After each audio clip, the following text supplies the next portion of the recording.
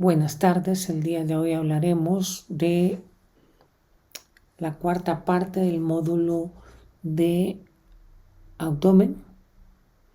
En esta ocasión nos enfatizaremos en apendicitis aguda. La apendicitis aguda es un proceso inflamatorio localizado en el apéndice cecal por un proceso obstructivo en su salida a la región cecal. Pero antes de iniciar, recordaríamos un poquito de la anatomía, en donde está el colon, el ciego, colon ascendente, flexura hepática, colon transverso, flexura esplénica, colon descendente, recto sigmoide, recto y ano. El punto de mayor énfasis es en la región cecal y posterior, donde sale normalmente el apéndice cecal. ¿Qué es el apéndice cecal? Mide aproximadamente 8 a 10 centímetros de longitud y 4 a 8 milímetros de diámetro. En los adultos está en la parte inferior interna del ciego a 2 o 3 centímetros de la válvula iliocecal.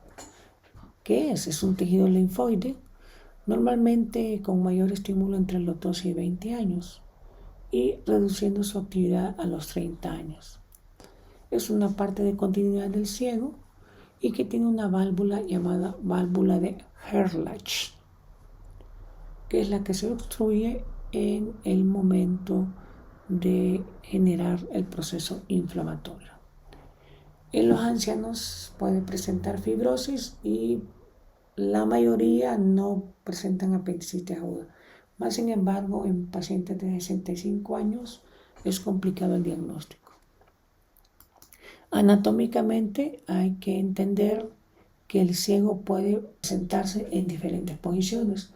Una puede ser en hipocondrio derecho, cuando el ciego es alto, en flanco derecho, fosa ilíaca derecha, que es lo normal, o en cavidad pélvica.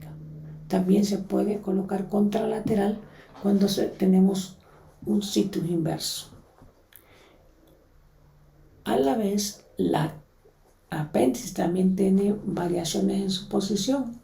Una posición puede ser hacia abajo, que ocupa el 30%, que es la región hacia la región pélvica, que puede dar simulaciones de afecciones de vejiga urinaria o de útero. Lo más frecuente es que sea retrocecal en un 65%, también que la hace difícil de diagnosticar con el método del ultrasonido, por lo cual el ultrasonido no es el método ideal para diagnosticar apendicitis. En un 3%, el apéndice se puede colocar en el hilio terminal, un 2% hacia adelante y un 1% hacia atrás. Estos casos son los que pueden presentar diarrea por inicio de estímulo en el proceso inflamatorio. También hay que recordar la irrigación que tiene, alta irrigación que tiene la región cecal, por lo tanto el apéndice también tiene un drenaje venoso, tiene una linfa y un sistema nervioso bastante acentuado, lo que permite el dolor clásico y significativo de la apendicitis aguda, siempre y cuando esta no sea modulada por medicamentos, ya sean medicamentos farmacéuticos o medicamentos caseros. La historia descrita fue que apareció más o menos en 1827, ya apareció más porque fue descrita por Melier. En 1887 Morton hizo la primera cirugía exitosa. En 1889 Charles McBurney describió, analizó el punto doloroso donde se presenta una apendicitis ya instalada y lo declararon como el punto de McBurney. En Perú fue conocida esta enfermedad en la época de los virreinatos y se le conoció como el cólico de la miseria porque se presentaba en pacientes pobres o en pacientes que vivían en una completa miseria. Aquí el señor Reginald Fitch, en la primera reunión de la Asociación de Médicos Americanos, celebrada en 1886, donde se discutía acerca de la apendicitis. Epidemiológicamente, la incidencia máxima de apendicitis es entre los 10 y 30 años, con una media de 22 años. En los extremos de la vida es rara y aumenta la frecuencia de perforación. Afecta casi relativamente igual en los dos sexos a nivel de la pubertad y los 25 años. Hay una diferencia entre 3 veces más en los varones que en las mujeres. El diagnóstico con más frecuencia errado es en las pacientes femeninas, que oscilan un 22.25% versus un 9.3% en los varones. En forma general, el diagnóstico puede ser errado en un 15.3%. Eso se debe a una mala anamnesis, un mal examen físico o un tiempo de evolución muy largo.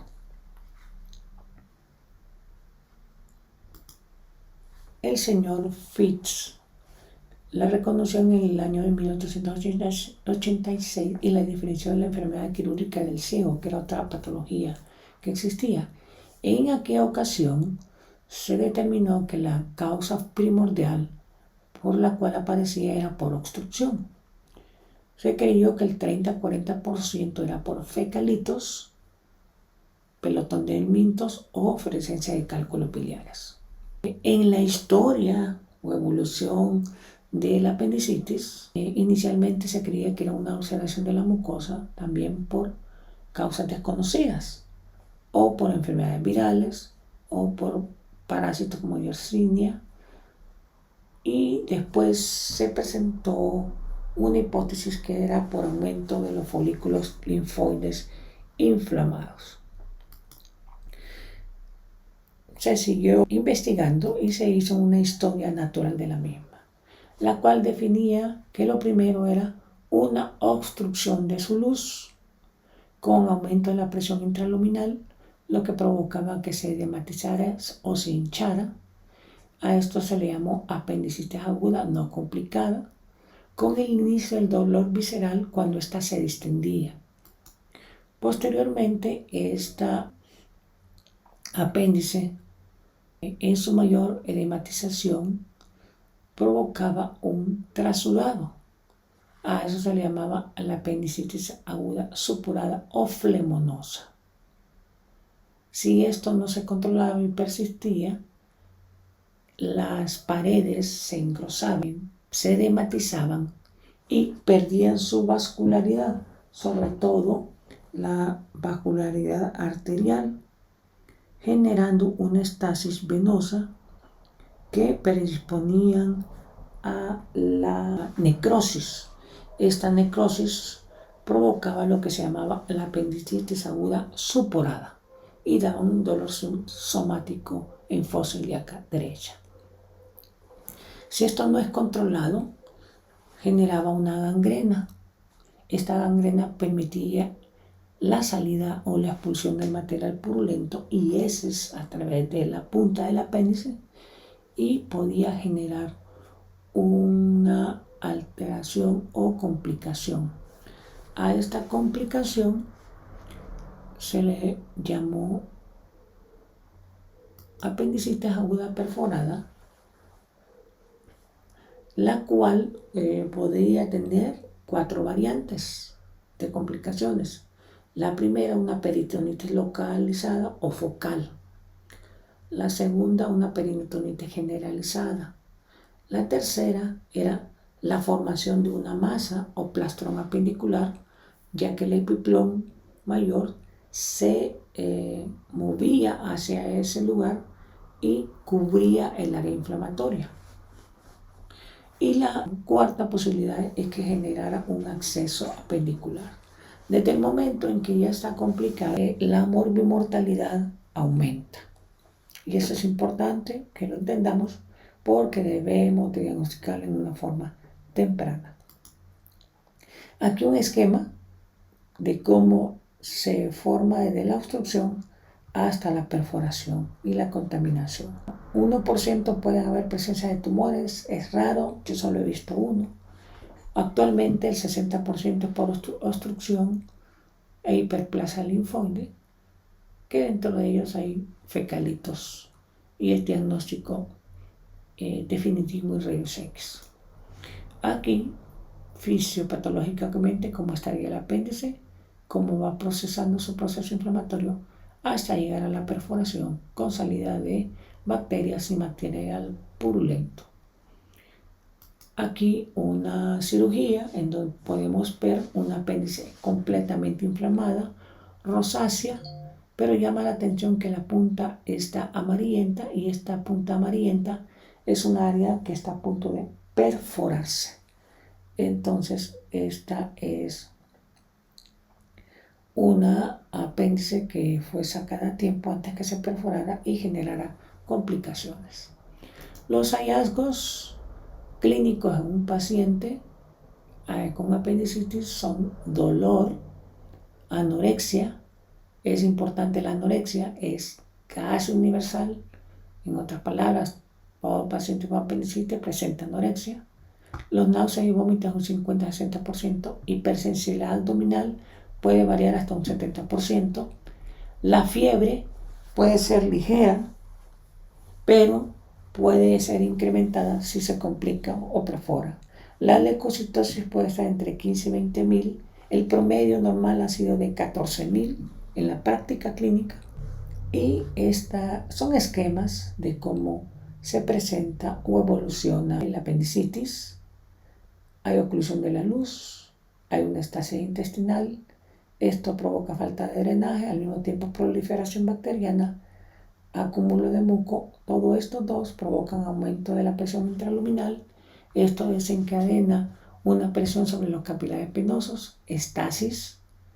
Esto produce una oclusión de los capilares y vénulas, aumenta el proceso inflamatorio, provoca isquemia de la mucosa.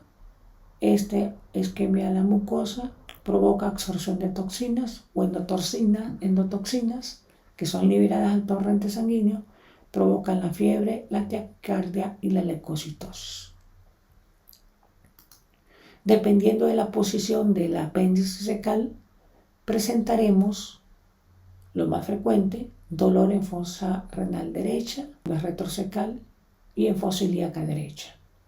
Si está cerca del sigmoides y se coloca en el hilo terminal, diarrea, que se autolimita cuando ya el proceso inflamatorio está completamente instalado. Si la punta de la apéndice está cerca de la vejiga, generará polaquiuria y diosciura. La clínica típica, 50-60% de dolor en fosa ilíaca derecha o hacia la fosa renal. Los signos clínicos que podemos encontrar es dolor al toser, hiperestesia cutánea, rigidez muscular, signo de Bloomberg, signo de Rousing, signo del psoas, signo del obturador. Lo más frecuente es que se usan mucho, son signo del psoas, es un signo del obturador, para investigar si en verdad existe un proceso apendicular. El signo de Rousing es más hacia el lado contralateral, recuerden ustedes, y esto se presenta a la misma altura que en la fosa ilíaca derecha. Los exámenes de laboratorio deberían de ser un hemograma completo, PCR, BES. PCR y BES son para descartar proceso inflamatorio. Lamentablemente no se piden. La glucosa es para saber si es un paciente diabético. El manejo de una apendicitis en un paciente diabético es complicado. Bun y creatinina es para ver si no hay falla renal que nos complique en el momento de la anestesia. El examen de orina es para ver si no hay una infección urinaria coadyuvante, sobre todo en pacientes mayores de 65 años o menores de 2 años. Una prueba de embarazo porque diagnóstico diferencial de embarazo ectópico. En los rayos X hay hallazgos radiológicos que podemos encontrar y son niveles hidroaéreos, borramiento de la grasa perperitoneal que les había enseñado la vez pasada, apendicolito, que es un fecalito pero localizado en fosa ilíaca derecha, borramiento al psoas por el proceso inflamatorio y asa centinela. Esta asa centinela es la parálisis del ilion terminal y que se ve como una burbuja de gas contigua hacia la fosa ilíaca derecha. Aquí tenemos una imagen de un fecalito, que es este que está aquí, en fosa ilíaca derecha, y aquí tenemos la famosa asa centinela.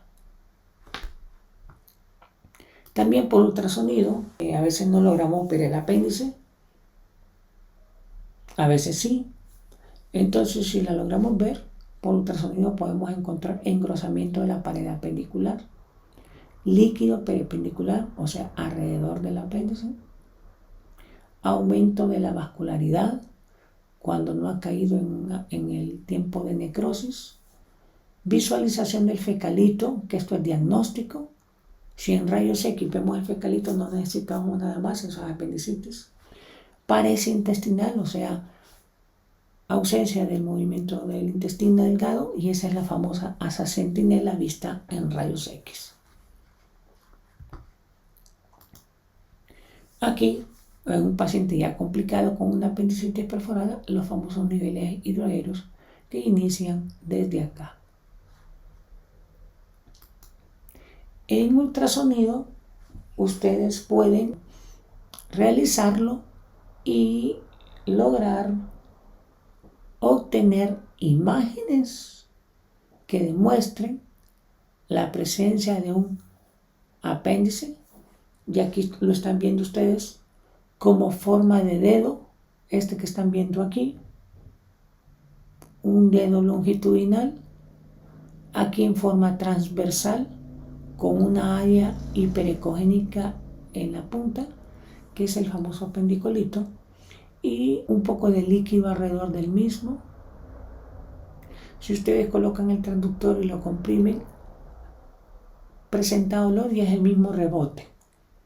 Entonces, esta es la imagen ideal en un apéndice visible. En otras ocasiones no se ve, como se los dije, en las apéndices retrosecales son difíciles porque recuerden que el gas es el enemigo número 1. Si el estudio es complicado, difícil de diagnosticar por miles de razones, el paciente ha recibido medicamentos, ya sea medicamentos farmacéuticos o medicamentos caseros. ¿Cuáles son estos medicamentos caseros? Té de anís, té de manzanilla, té de romero. Ojo, estos medicamentos son los mejores antiinflamatorios y van a cambiar toda la conducta y toda la presentación clínica de una apendicitis. Ni siquiera los medicamentos como la buscapina, Sertal, diclofenac que le den a un paciente cambiará tanto la sintomatología como los medicamentos caseros. Por eso en el interrogatorio siempre deben de preguntar si ha ingerido medicamentos caseros, o como dicen, los medicamentos de la abuela. Si el caso está bien difícil y complicado, se puede realizar tomografía, ya que la tomografía es definitiva para el diagnóstico de apendicitis, pero recuerden, no se puede estar haciendo tomografía a todos los pacientes por el grado de radiación. En este caso en particular, estamos viendo una apendicitis en fosa ilíaca derecha. Miren el engrosamiento de su pared y el diámetro es mayor de 10 milímetros. Diagnóstico de apendicitis. Aquí el apéndice va hacia arriba, por lo tanto el diagnóstico ya no va a ser dolor en fosa ilíaca derecha, sino que va a ser dolor hacia la región umbilical. Y por eso es importante correlacionarlo con clínica. En este caso, el apéndice cae sobre el útero, por lo tanto dará manifestación de este tipo de uterina, simulando una salpingitis, simulando un dolor menstrual, simulando un dolor ovárico. Por eso es importante la correlación clínica radiológica. Aquí tenemos un apéndice que va hacia el hígado, por lo tanto el paciente manifestará dolor en hipocondrio derecho, solo por el posicionamiento. Esta es una tabla que nos sirve para nosotros poder determinar cuándo existe una apendicitis aguda por tomografía, por el engrosamiento parietal, por el hiperrealce, o sea, la captación del material de contraste, y por alteración de la grasa. Un apéndice mayor de 10 milímetros es significativo de apendicitis. Un engrosamiento en la pared también, un hiperrealce parietal también y una alteración en la grasa. Todo eso son hallazgos definitivos de apendicitis aguda y una eventual cirugía. ¿Por qué es importante todo esto? Porque los diagnósticos diferenciales de una apendicitis aguda son múltiples, en donde está la linfadenitis mesentérica, la enfermedad pélvica ginecológica, gastroenteritis aguda, colangitis aguda, pancreatitis aguda, diverticulitis aguda, cálculos ureterales, pielonefritis aguda. La linfadenitis mesentérica es una entidad clínica más frecuente en niños que en adultos, pero tiene su nombre común frecuente en las personas, se le llama empacho, o sea, existe el empacho, sí existe, es una inflamación generalizada del sistema linfático en el abdomen, pero también el sistema linfático periférico. Las personas que hacen este trabajo de sobadoras, que dan purgante y soban y que describen una serie de pelotitas en la piel, son ganglios linfáticos inflamados. La compresión de estos ganglios linfáticos libera linfa y esta linfa es la que actúa a nivel sistémico y disminuye el proceso inflamatorio gastrointestinal y el paciente mejora. El purgante en realidad es un laxante, evacúa lo que hay en el intestino, pero no es el tratamiento definitivo que cure la enfermedad.